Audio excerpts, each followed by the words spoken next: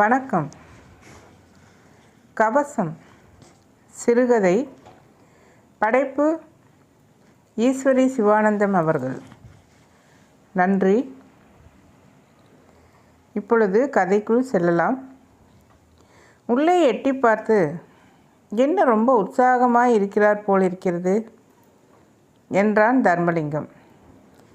விருந்து தயாரித்து கொண்டிருந்த கோதை சிரித்து கொண்டாள். பதில் சொல்லவில்லை. அமெரிக்காவின் வடகிழக்கு பகுதியின் பெரும்பாலான மாநிலங்களில் உறைபனி காலம் விளையாடி கொண்டிருந்தது. அது டிசம்பர் மாதம். அன்று சனிக்கிழமை மாலை நேரம் மணி 4. புறநகரான செவன் ஹில்ஸ் பகுதியின் மங்கலான வெளிச்சத்திலும் கூட ஒவ்வொரு வீட்டின் முன்புறத்திலும் உள்ள புல் தரைப்பகுதி தேர்ந்த சித்திரக்காரன் தீட்டி வைத்ததைப் போல் பசேல் என்று கண்களை குளிர வைத்தது.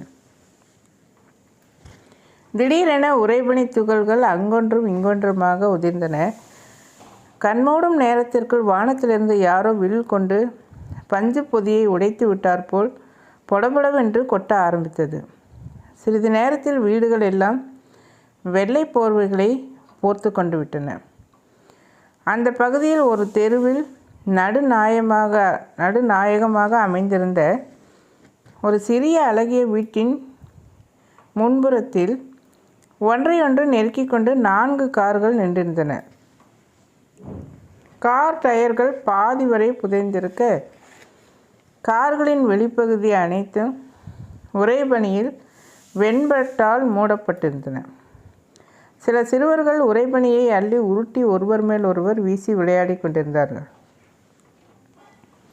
2 சிறுவர்கள் மும்முரமாக ஸ்னோமேன் உருவம் செய்வதில் ஈடுபட்டிருந்தனர். அசப்பில் அந்த உருவம் தொந்தியும் தொப்பையுமாய் பிள்ளையாரை நினைவூட்டியது. ஹாலில் மெத்தென்று விரிக்கப்பட்டிருந்த கம்பளத்தின் மேல் அமர்ந்து தர்மலிங்கமும் விருந்தினரும் சீட்டு விளையாடி கொண்டிருந்தனர். கோதை தர்மலிங்கத்தை நெருங்கி, சாப்பாடு ரெடிங்க என்றார். தர்மலிங்கம், ஓ, மணி 6 ஆயிடுச்சா? ஏன்பா எல்லோரும் சாப்பிடலாமே என்றனர். மற்றவர்களுக்கு கச்சேரியை முடிக்க மனமில்லை. ஏக மனதாக, லேடிஸும் குழந்தைகளும் முதல்ல சாப்பிட்டுமே, அப்புறம் இந்த ஆட்டத்தை நம்ம முடிச்சிடலாம் என்றனர். பெண்கள் விளையாடி கொண்டிருந்த குழந்தைகளை அழைத்து சாப்பாடு பரிமாறிவிட்டு தாங்களும் சாப்பிடலாயினர்.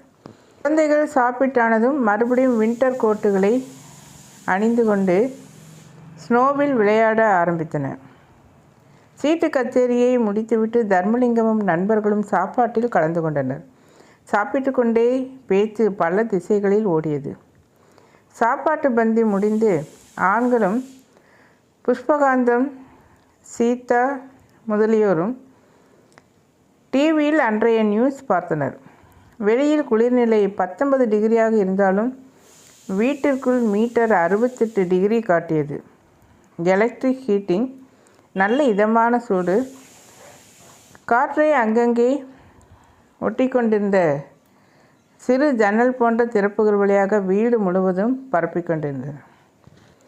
கோதையும் வனிதாவும் சமையல் அறையை சுத்தம் செய்து சாப்பாட்டு பாத்திரங்களை கழுவி அடுக்கினர். அப்போது சீதா, வீடு பெருசாக இருக்குங்க என்று புகழ்ந்தாள். கோதைக்கு பெருமையாக இருந்தது. அவளுக்கு வீட்டை சுற்றி காண்பித்தாள்.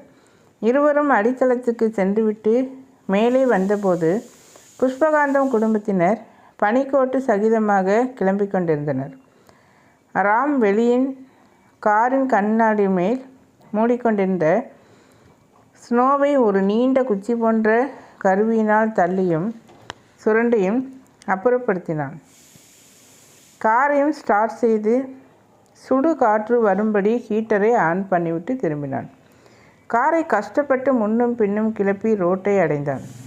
ரோடுகளில் அதற்குள் ஸ்னோ கரைவதற்கான உப்பு போடப்பட்டிருந்தாலும் மேலும் மேலும் கார்கள் ஓடிக்கொண்டிருந்தபடியாலும் உறைபனி கரைந்து நீர் பெருகி பக்கவாட்டிலிருந்து இருந்த வடிகாலில் விழுந்து கொண்டிருந்தது.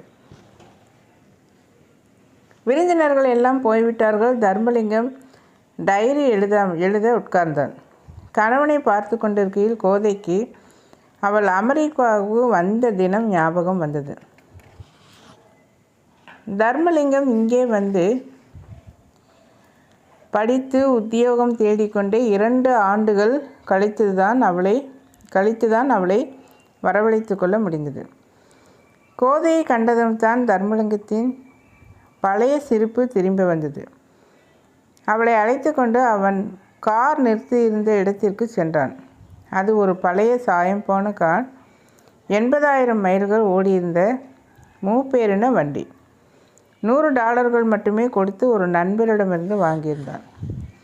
கோதை இப்படி சொறி பிடித்தார் போன்ற கார்களை தஞ்சையில் பார்த்திராததால் சற்று சிரித்து விட்டாள். கோதை, இது டப்பா மாதிரி இருக்கே ஒழிய நல்லா ஓடுது, உட்கார்ந்து பாரு, ரொம்ப வசதியாக இருக்கும் என்று பெருமை அளித்து கொண்டது வேடிக்கையாக இருந்தது. அமெரிக்காவில் அவன் பார்த்த இடங்களையும் பார்க்காத பகுதிகளையும் அவர்கள் பொருளாதாரத்திற்கு தக்கவாறு பட்ஜெட் அமைத்து கொண்டு குடும்ப சகிதமாக சென்று ரசித்து வந்தனர். கோதை அமெரிக்காவில் கடைபிடிக்க வேண்டிய சிக்கன ரகசியங்களை அறிந்து கொண்டாள். எதையும் நினைத்தவுடன் வாங்கி விடுவதில்லை. தேவைதானா என்பதை பல முறை யோசிப்பாள். பொறுத்திருந்து சேல் என்று குறைந்த விலைக்கு வந்தபோது பார்த்து பார்த்து சாமான்கள் வாங்குவாள். கார் ஓட்ட கற்றுக்கொண்டால் ஊருக்கு பெற்றோர்களுக்கு கடிதங்களை வரைவதையோ கணிசமான தொகையை அனுப்புவதையோ இருவரும் தடங்கள் இல்லாமல் செய்து வந்தனர். போக போக புது காரும் வந்தது. பழைய காரும் இன்னும் தன் கட்டையை சாய்க்கவில்லையாதலால் அதை தர்மலிங்கம் உபயோகித்து வந்தான். கோதை வேலைக்கு மனு போட்டால் தனது நர்சிங் ஸ்டாண்டர்டை இன்னும் சிறிது உயர்த்தினால் சுலபமாக வேலை கிடைக்கும் என்பதை உணர்ந்து சில ஆண்டுகள் படிப்பும் பயிற்சியும் பெற்றாள். சில ஆண்டுகளில் ஊர் சென்று திரும்பினர். குருவி சேர்ப்பது போல் சேர்த்த பணத்தில் 3/4 பகுதி விமான பயணத்திலும் வாங்கி சென்ற சாமான்களிலும் கரைந்து விட்டிருந்தது. எப்படியும் மறுபடியும் சேமிக்கும் தைரியம் இருவருக்கும் இருந்தது. அதன்படியே சேர்த்து பேங்கில் கடனாக கிடைத்த தொகையை கொண்டு ஒரு வசதியான வீட்டை சொந்தமாக வாங்கிவிட்டார்கள். தூங்கவில்லை என்றான் தர்மலிங்கம் படுக்கையில் உட்கார்ந்திருந்த கோதையிடம். ஊகும், யோசித்து கொண்டிருக்கிறேன்.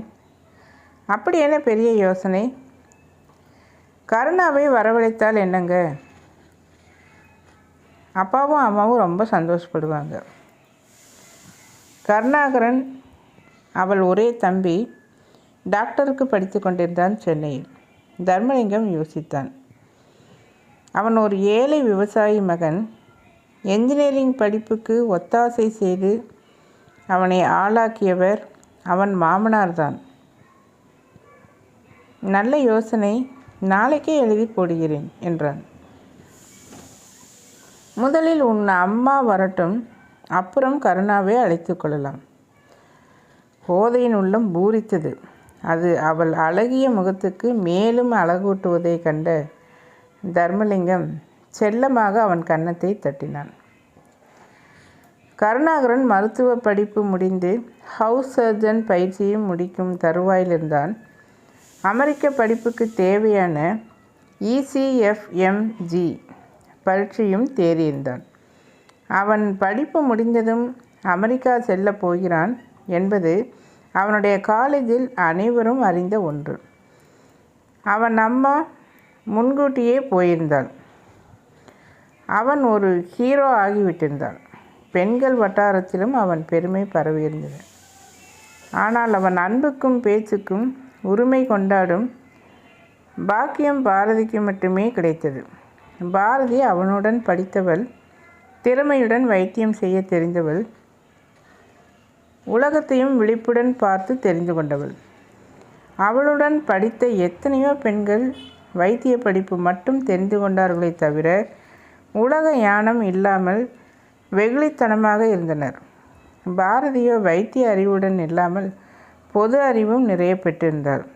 பாரதி கருணாகரனிடம் நெருக்கமாகவே பழகினாள். நம்ம அமெரிக்கா போய் நல்ல ட்ரைனிங் எடுத்துக்கணும், நிறைய சம்பாதிக்கவும் செய்யணும். பிறகு இங்கு திரும்பி வந்து பிற்போக்கான கிராம சூழ்நிலை ஆஸ்பத்திரிகளில் கட்டி ஏழைகளுக்கு வைத்தியம் செய்யணும். அவர்களை கொண்டே அவர்களுக்கு பப்ளிக் ஹெல்த் போதிக்க ஆசை. இது என் உள்மனத்தில் ஏற்பட்ட ஆசை. நீங்கள் என்ன நினைக்கிறீங்க என்றாள். அதற்கு அவன், அப்படின்னா என்னை மறந்துட போறியா என்ற பேச்சில் கேலி தெரிந்தது. அவளோ, ஐயோ, எனக்கு நீங்கள் வேணும், அது என் ஆசை நம்பர் 1. நான் சொன்ன ஆவல் 2வது தான் என்றாள். கருணாகரனின் அம்மா கமலம் அமெரிக்கா வந்து 1 மாதம் இருக்கும். தாய் அருகில் இருந்தால் பெண்களுக்கு உண்டாகும் தனிப்பொழிவு அலாதிதான். கோதை தாய்க்கு விழுந்து விழுந்து உபசரித்தாள். ஆனால் தாயின் முகத்தில் சோர்வும் அசதியும் அவ்வப்போது தெரிந்தது. இதனை கவனித்தவள் தான் வேலை பார்த்த ஆஸ்பத்திரியில் ஒரு டாக்டரிடம் அவளை செக்கப் செய்த அழைத்து சென்றார். டாக்டர் கமலத்தின் தீட்டுப்போக்கை பற்றி கேட்டபோது கமலம் தயங்கி 5 வருடங்களுக்கு முன்பே நின்று போயிருந்த தீட்டு இப்பொழுது கடந்த 1 வருடமாக மறுபடியும் சிறிதளவில் நினைத்த நேரத்தில் வருவதாக கூறினாள். கோதை திடுக்கிட்டாள். டாக்டர் பேப்ஸ்மியர் என்னும் டெஸ்ட்டும் சில இரத்த பரிசோதனைகளும் செய்தபின் 2 நாட்களில் ரிசல்ட் தருவதாக ஃபோனில் தொடர்பு கொள்ளும்படி கூறினார். கர்ப்பப்பை நார்மல் சைஸை விட பெரிதாக தெரிவதாலும் எதையும் முடிவாக அப்போதைக்கு சொல்வதற்கில்லை என்றும் சொல்லி அனுப்பினார். வெளியில் வந்ததுமே கோதை வெடித்தாள். ஏம்மா, உடம்பில் ஏதாவது ஒரு பிரச்சனைன்னு சொல்ல வேண்டாமா? தெரியாத தற்குறிகள் கூட உன்னை விட சமர்த்தா இருக்கிறாங்களேம்மா. நீ 8வது வரை படிச்சிருக்க. இந்த அலையில் உன் மகன் டாக்டர் வேற. மகள் நர்ஸ்.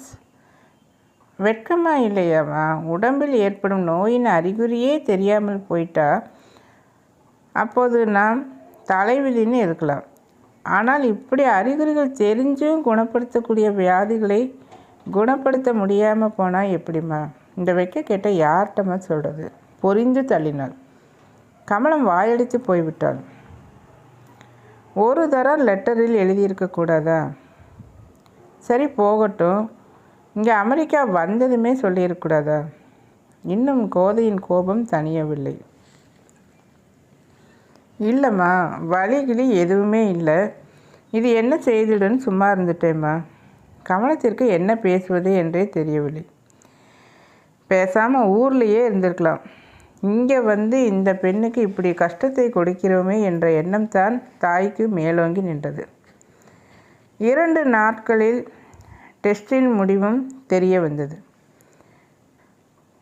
கோதை பயந்தது போலவே கமலத்தின் கர்ப்பப்பையில் புற்றுநோய் வளர்ந்து வருவதற்கான ஆதாரம் டெஸ்டில் நிதர்சனமாய் தெரிவதாய் டாக்டர் தெரிவித்தார்.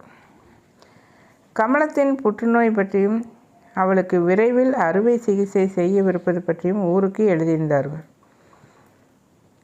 கருணாகனுக்கு அப்பொழுது பெர்மனண்ட் விசா கிடைத்திருந்தது. அவன் புறப்பட்டு வந்தான். தாயின் உடல்நிலை அவனுக்கு கவலையை கொடுத்தது. பார், நம்ம அம்மா பண்ணியிருக்கிற காரியத்தை என்று புகார் செய்தாள் கோதை. தர்மலிங்கம் சும்மா அதையே ஏன் திருப்பி சொல்கிற என்று கடிந்து கொண்டான். கமலம் வைத்தியசாலையில் சேர்க்கப்பட்டு முதலில் டிஎன்சி செய்து கர்ப்பப்பையிலிருந்து சுரண்டி எடுக்கப்பட்ட எண்டோமெட்ரியத்தை பரிசோதித்தனர். புற்றுநோய் தன்மை மேலும் ஊர்ஜிதமானது.